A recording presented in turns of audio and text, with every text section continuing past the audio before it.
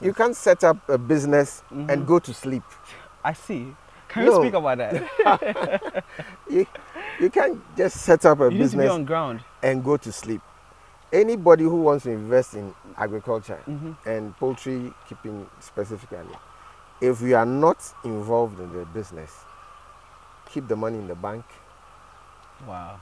And wait for commission or collateral, whatever. What is it? No, just Save your money. Just as it were, spend it. If it finishes, that's it. Yeah, because you burn your fingers if you invest and go to sleep. I like that. Wow. It's a sure thing that will happen. You can invest $10 million today, state-of-the-art equipment, everything, and then when you leave, or hand it over to people without your presence. Without your presence, it will collapse. It will all go bad. Wow. That is a certainty. That's sure. You should expect it. Wow. Yes. So I've been at it for the past 25 years, and that's the advice I give people. If you're not ready to be involved in the farming, don't invest in it. I've been looking around for farms that are managed in a formal corporate way, having organizational structure, the CEO, the managers, the stores managers, the sales managers, purchasing managers, everything in place. I'm trying to find a company like that so I can go understudy. For now, I've not found any. I've not found any. In the farming sector or just in general? Yes, in agriculture. I see. What I see is all the successful ones have the owners involved. But as of this day, if people want to start with example 1,000 birds, what would be the formula? How much do you think would be initial investment amount needed? Okay, so we have to be looking at land, whether you have the land, whether you have the structures in place. So if you have those things, it's not very difficult. The working capital is what is essential. That should be about 100 cedis per bed. You said 1,000. 1,000 birds. 100,000. 100,000. Someone can start with 1,000 birds if they have the land and then. I mean, any number you want. You can start with 200 birds, 300 birds. It's not a race. One thing that would also help a beginner is good mentors who would. Oh, mentors. Somebody who will hold your hand and show you the way. And show you the way. I mean, you are facing this challenge, and it's just a call away. You call him, and he solves it for you, or he helps you solve it. It makes it, easier, and then it makes you believe you can do it. What is like the biggest purchase you've ever had in a day of eggs? I know you don't like numbers, but just can you recall in a day? I'm not asking for a week. No, I mean, everything is possible. I mean, you can sell as much as 2,000 crates. 2,000 crates. Yeah, okay, a day. Yeah, okay. How much is one crate, by the way? You want to make the numbers? No, yeah, I want to help people because, example, my business could be coming in and picking from you and selling it in the market as a retail or whatever. So I want to be able to give the people the numbers so they have an idea on where they start. Yeah. So 50 cedis a crate. Okay. Yeah. Okay. Hello guys, so welcome back again to another amazing episode. And this episode is very special for people interested in investing on the continent of Africa, right here in Ghana. Now, when it comes to investment, a lot of people are thinking about real estate, like I mentioned earlier on, but that's not the only investment opportunity available on the continent. Today, we are here with someone very special, a CEO, right? He is into farming of chickens, and on a huge quantity, guys, over, if I can guess, 20,000 birds. And the name of his company is Bob Vin Kids Farms, and it's huge. And it's huge and located right here in the eastern region at Asesieso. And for me, I'm very impressed with what he's been able to do. Listen, there's challenges, there's journey. I want to ask him, how did he make it happen? And is it something even possible for you watching to be able to do that? So without further ado, Mr. Tete, welcome on the show. Thank you. thank you for having us. No, that's okay. Your time is very expensive, and, and you're giving us some few minutes to have a conversation with you. People are watching you for the first time. They might not know who you are. Can you please briefly introduce yourself, and I will take it from there. I am Jejom Tete. I hail from the Volta region, specifically Angologa, in the Keta district. Yes, I'm a full-time farmer, and I've been at it for the past 25 years. Interesting. So that's all I can say. You are welcome. Thank you. What you have here is very impressive. How many birds, first of all, do you have? At least 50, estimate. At least 50,000. At least 50,000 birds. Yeah. When did this started? This farm started? How many years ago? As I said, I've been at it for the past 25 years. Oh, so you started with chicken? Or? Yeah, it's all been chicken, but for now I'm focusing on egg production. Egg production. So I do eggs, brown eggs, white eggs. Yeah, that's all I do. Yeah. Wow. I want to encourage more diasporans to go into farming. Yeah. You've been at it for 25 years. What are some lessons, some experience, some advice that you're willing to give to people interested in farming, even eggs? All right. So, firstly, agriculture is not a hit-and-run business. Like you make a deal and Can we work a bit? Yeah, you make a deal and there you go. No, it's something you live with for a long time. Okay. That's how you're able to make it happen. I see. Because there are good times and there are bad times. Of course, it won't be bad for a very long period of time. It definitely turns out and then becomes good. And as time goes on, things happen and becomes bad. So when you are in it, the full haul, you are likely to enjoy the good times as well as the bad times. You'll be prepared to be able to face the bad times too. So I think it's exciting and it's all in the mind. If you are prepared for it, I mean, it's an exciting journey. I like that. What would you say were some of the challenges you faced? One, during the early stages when you started. Two, during the middle stages, and what you're facing right now. In the beginning, I mean, nobody likes to work with a startup because number one, they are not too sure of what you can do. They are not well established. So no bank, friends, everybody is skeptical. You know, it's only you. It's all inside you, and you've got to pull it out and make people believe that it is possible. It's possible. Yeah. So basically, if you approach, hello, good morning. Basically, if you approach someone that you needed a loan or assistance, I mean, there's a lot of the times you meet a lot of resistance. I remember about 23 years ago, my first formal official loan I wanted was just 900 cedis. Really? It was 900 cedis, and you know, I had to go through a lot of paperwork. Where's your collateral? What, you know, 900 cedis.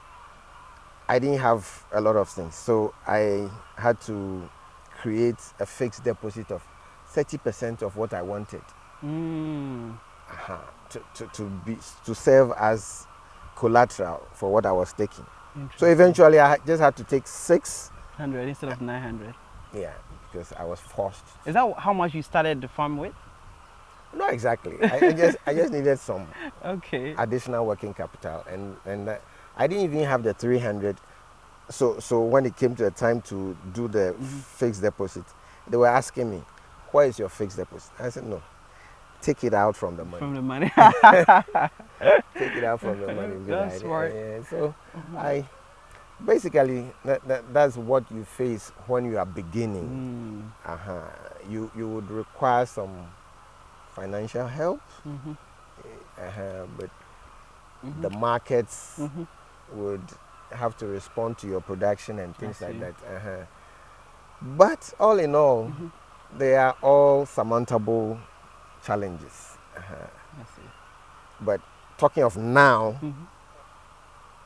you asked the question, what challenges do we face Right now? now, 2025. Right now. Yes. On top of my head, I can't give you any challenge. A lot of business owners have spoke about their workforce. Staff. Their staff. They play important role in the success, this business being successful. And so far, they've said to me that these are one of the biggest problems they have. The staff, right? Their work ethic. It's not the best. Are you by any chance experiencing similar, or if not, what did you do differently? Well, the staff are human beings like yourself, like myself. So they want to be appreciated. They want to be motivated. They want to see stuff, and that makes them move as you want. So we've all got a lot of learning to do, how to manage people, and if you do that, sometimes you feel you are not able to manage these set of people, but you have to consider all these things as learning experiences, and then but fortunately for us, we are situated in a very good place.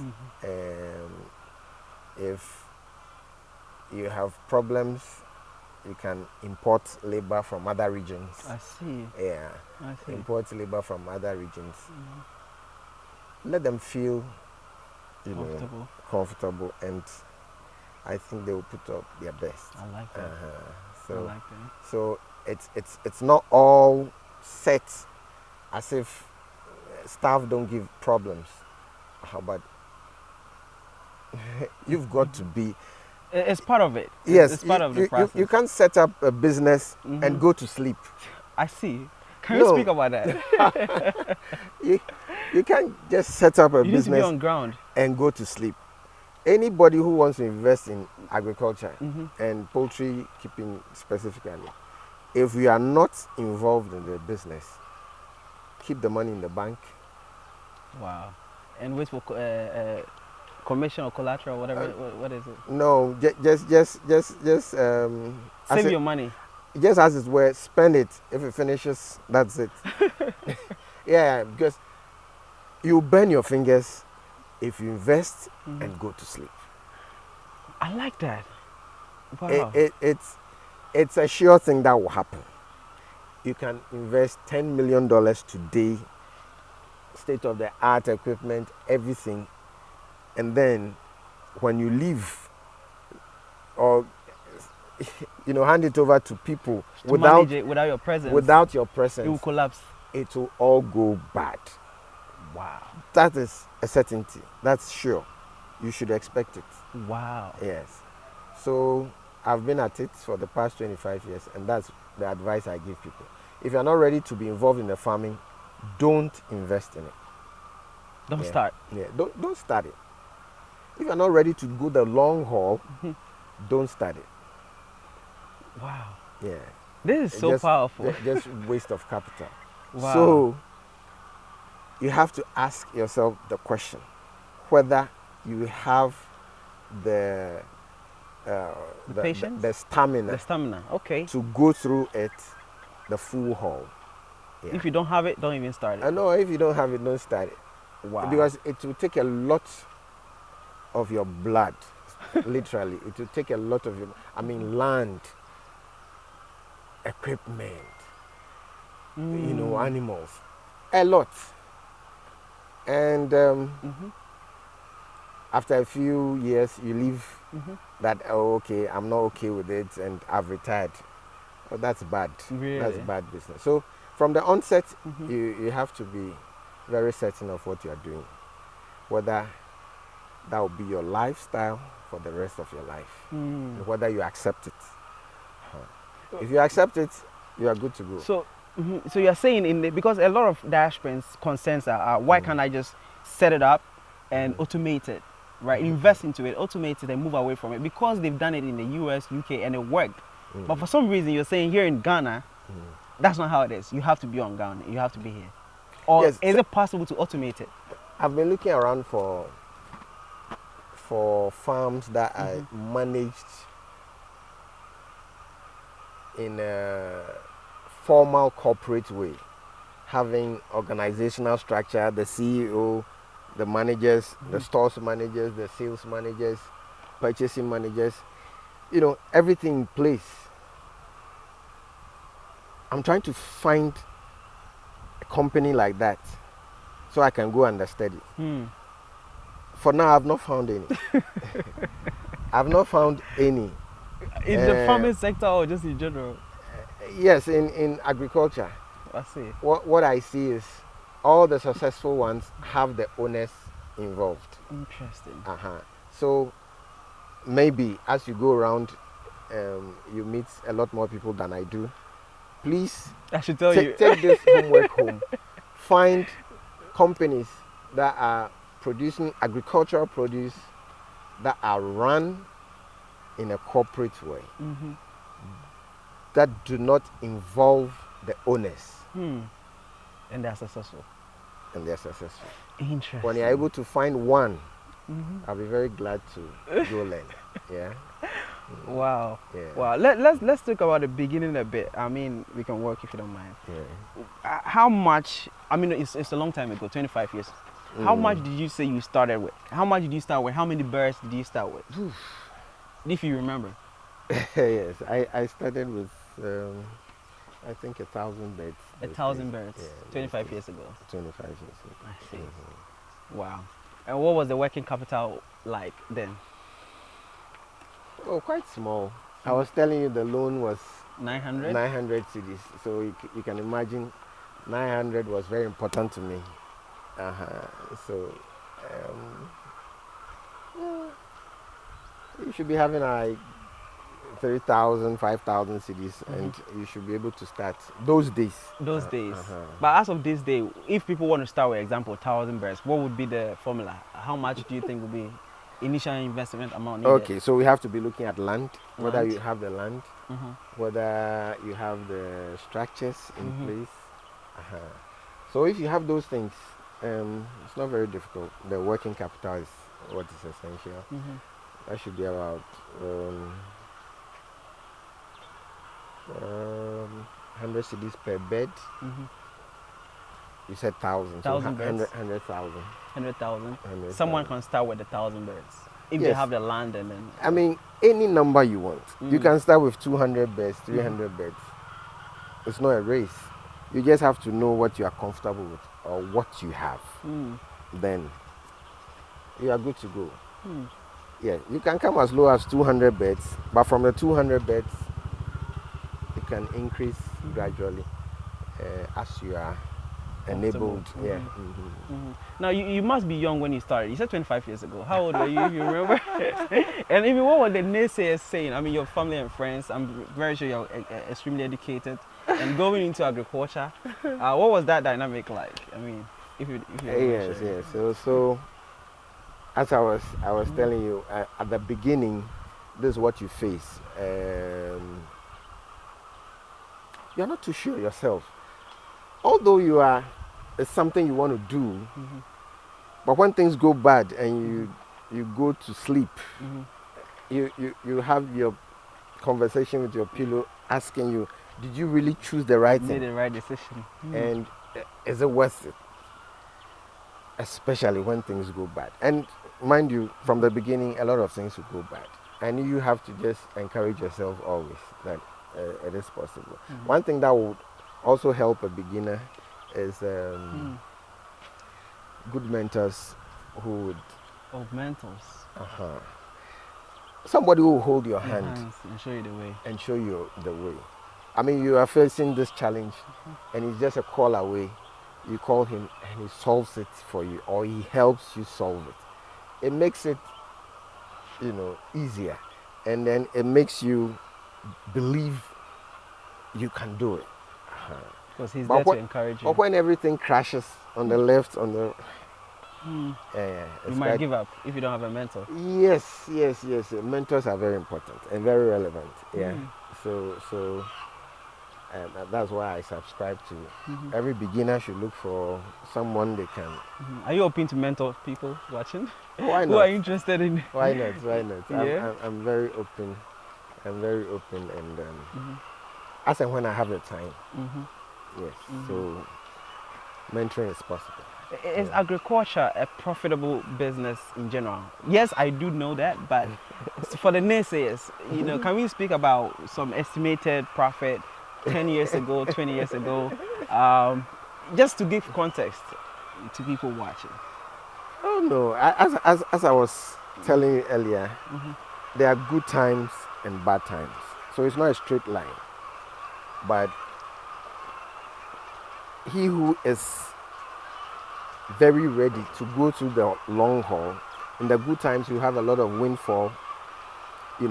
When all the factors, your markets, your production, everything meets at a certain point, then you reap the benefits. But when some factors like disease, the markets fail, it often happens that yes, you go down. But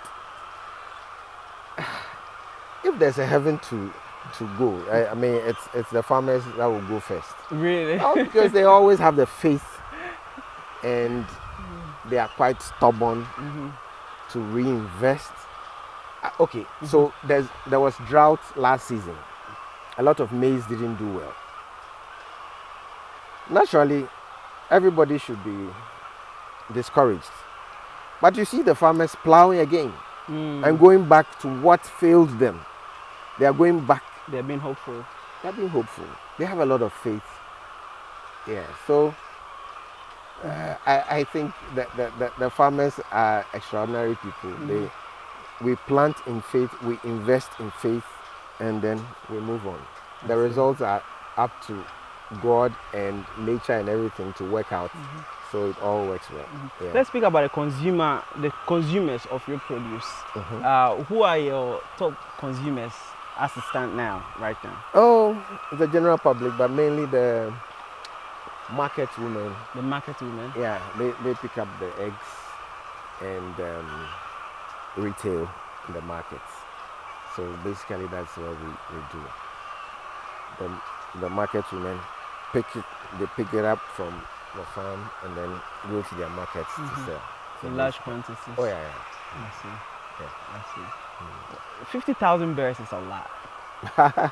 I mean, obviously you are very ambitious, so I'm sure you don't even see that number as huge. But from where I stand, that's a huge number. Yeah, I understand. If people, I mean, you said they have to be on ground, right? But if people are heavily investors and want to come into this kind of business on this same capacity, is it possible? Or you advise them not to go in heavy like the level you are? It depends on your level of faith, your level of disposable investment, or your level of investment, what you can part with. And should anything go wrong, you have no problem. So those are the things you have to look out for. It's not 100% fireproof that it will turn out the best. So one has to be ready for these things. Any number is possible. 100,000, 200. I mean, these are just numbers. But you ask yourself, should anything go wrong, would you be okay? Do you have the technical staff? Do you have the mentors? Do you have the shock absorbers? If you have them. Because the bigger you go in, when you fall. Yeah, you fall flat. So, so these are the things you have to look out for. If you have the technical people to help you, any number is possible. But if you don't have it, you are going to learn. So consider the first investment as a learning, process. So you have to invest wisely, manage it properly, so that you take some learnings from it. Mm-hmm. So basically that's it. I like that. The birds are very loud, by the way. Are they going to hear us if you go in there? I would like to go in there, so you show me around. No problem. Okay. No problem. So basically, these are white leghorns. They are producers of white eggs. White eggs, okay. Yeah. And they do very well in the cages. They give out white, clean eggs. Okay. Yeah. So these ones, right? Yeah. These are okay. Let's take the other. Do you know how many birds eggs you get in a day? Do you have an idea? I mean, you can go with crates. Do you have an idea? I mean, I'm sure you do. Are you willing to share? So we harvest quite a lot of eggs. So you can have a look at them. Okay.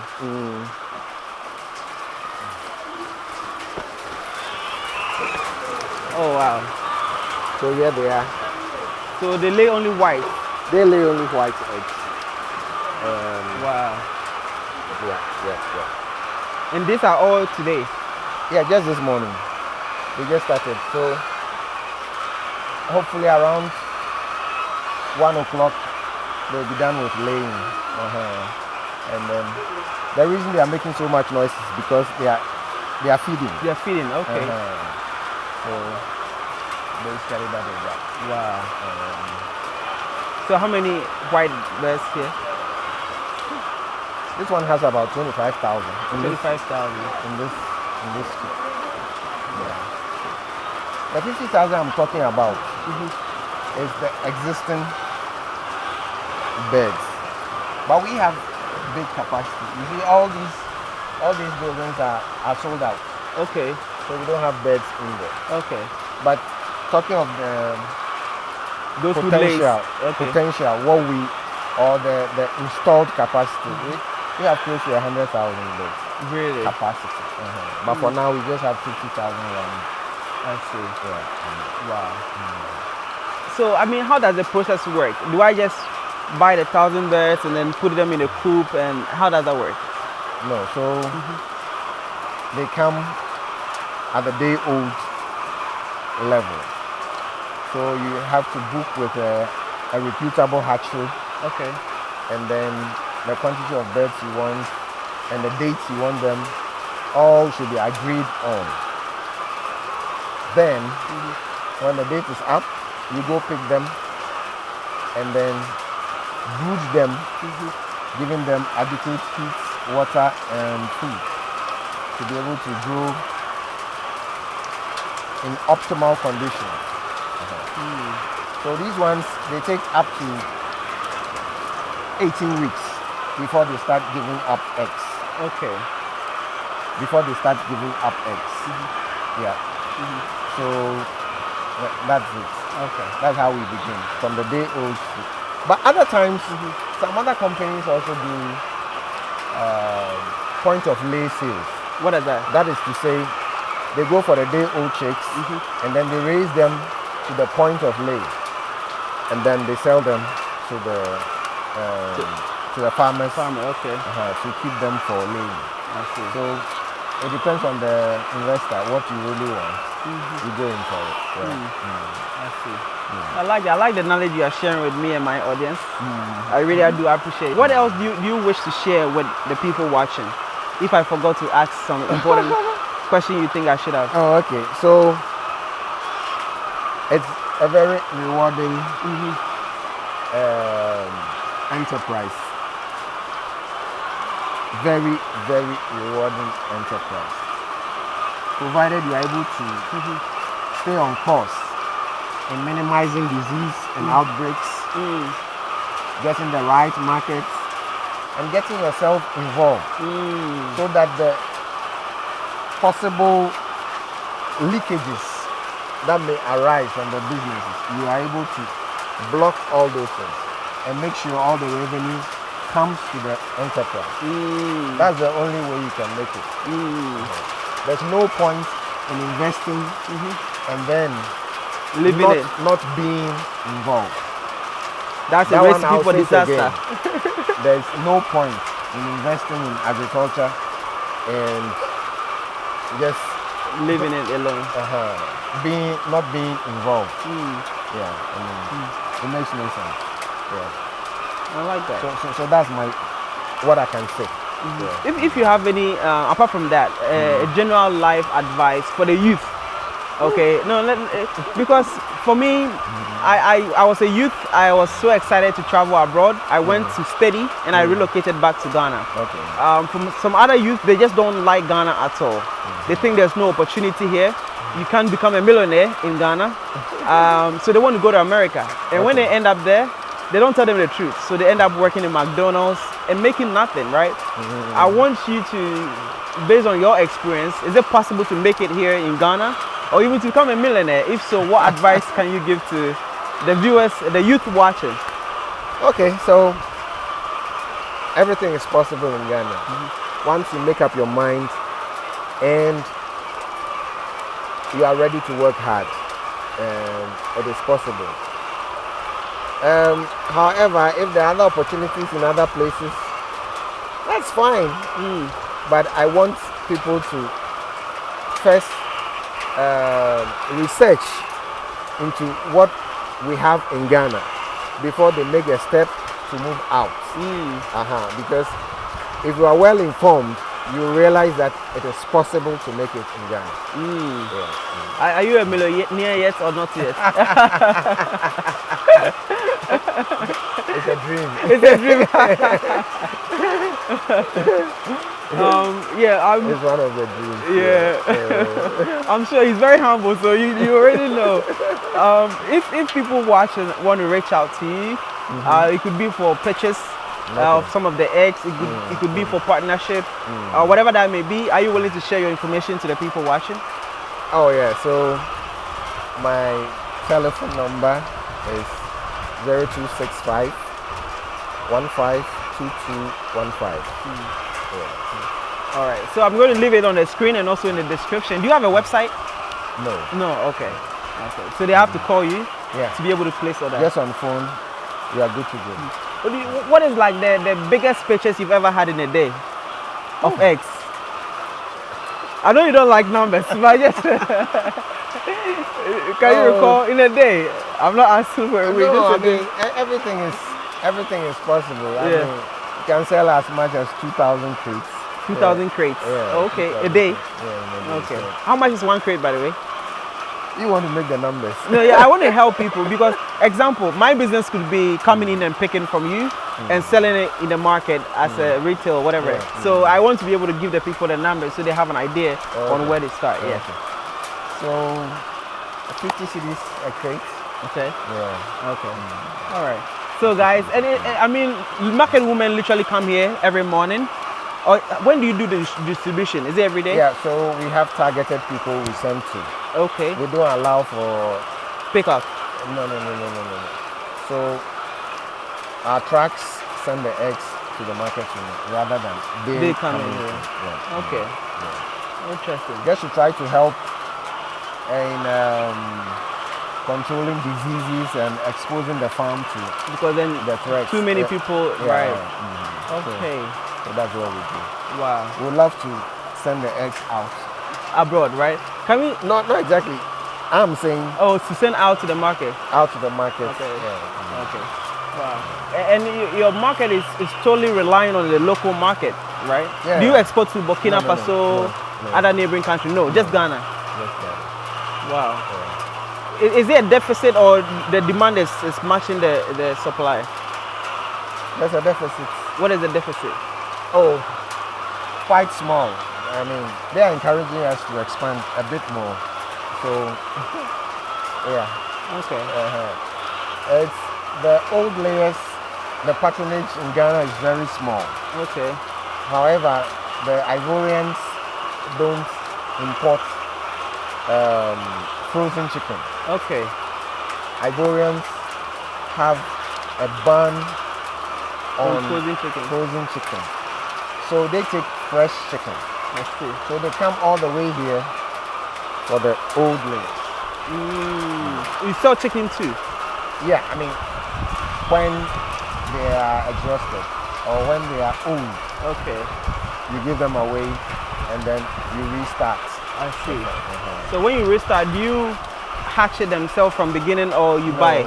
We buy the dairy chicks Okay. and then we raise them for 20. I see. I see. I like that. What is the difference between the white eggs and then the brown one? Nutritionally it's the same. Nutritionally is the same. Yeah. It's just a shell, the covering. Okay. That's white for the white layers and then brown for the brown layers. Oh. But the whites can even be genetically modified. Oh, to okay. give up More brown eggs. eggshell. Really? Yeah. Who does the modification? Who does that? Oh, there are breeding companies that do. So we have a breed that's white, Okay. but has a brown egg producing, ability. Okay. So but these ones are white leghorns, and they have the white covering. I see. That's the difference. But essentially, the nutritional value Is the same. So why do people go to the market, and why is it the brown one are more expensive than the white one? I think, is it the white one more expensive than the brown one? Okay, so basically they're all the same price, but there's preference for the brown because the eggshell, as we have it, for the brown, when you hold this against a very bright light, you observe air spaces in it. For the white, the spaces are large, and for the brown, it's quite smaller. Now, the large spaces make for interaction with the environment. There's air passing from the environment inside. So, when it comes to spoilage, this one will spoil much quicker than the brown. So, the brown lasts longer on the shelf I see. than the white. But all in all, storage or shelf life depends on the temperature under which you keep the eggs. If you keep eggs between 15 and 20 degrees Celsius, you can have the egg staying for about a month. The higher the temperature, the quicker the spoilage. So if you have it around 35 or between 30 and 35 degrees Celsius, it will spoil quickly. So the cooler the better. The cooler the better, especially when you put it in a fridge condition. Perfect. It will stay for a long time. I see. All right. Thank you. How many eggs can 25,000 birds produce in a day? Okay, so it depends on the level of production. Percentage-wise, between 75 and 85% production is good. Okay. So conservatively, you can say 80% of the total number of birds on a daily basis. Then you have an idea of what Okay, that makes sense. What is this guy doing? What's happening there? That's a feeding. Oh, he's system. feeding. Yeah. Oh. So there's feed in the bucket. Okay. And as it pushes it across, it feeds them. Okay. That's why they are eager to. Okay. Oh wow. They know their food. So. Hello. They know their food. That's why they. So you are really using the machineries. Because going around and feeding them would take a lot of time. Yeah, it will take a lot of time. So this is small technologies at play. Okay. Thank you so much for talking to me. Yeah. I really appreciate your time. Same here. Yeah. All right, guys. You know, he is very humble, but I can tell you for sure that this is a very successful business. You might not expect it, but it is. And farming 50,000 birds, and I'm not sure how many eggs he get in a day, and selling one crate for 50 cedi, you can get an idea. So don't be ignorant. Make your research. Relocate back to the continent. Start something small. Be on ground, like he said, and yeah, the rest is history. You'll thank me later. All right. I'm going to leave his information on the screen and also in the description. Reach out to him And yeah, always like, share, and subscribe, and come back for more amazing content like this. All right, so without further ado, peace.